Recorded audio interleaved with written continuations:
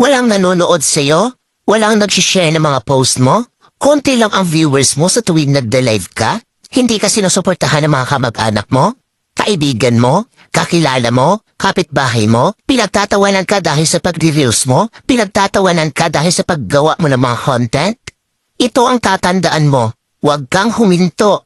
Huwag kang susuko. Huwag kang papaapekto sa sasabihin ng ibang tao tungkol sa'yo. Ipakita mo sa kanila na may mararating ka. Dahil isang araw, kapag marami ka ng followers, kapag marami na ang sumusuporta sa'yo, kapag marami na ang nanonood sa'yo, kapag marami ka ng viewers, kapag marami na ang nagmamahal sa'yo at sumusuporta sa'yo, kapag marami ka ng payout, kapag sinasahod mo na ang sinasahod ng mga sikat na content creator, kapag mayaman ka na, kapag marami ka ng pera, ay manunood na yan sila sa'yo. Sila na ang kusang lalap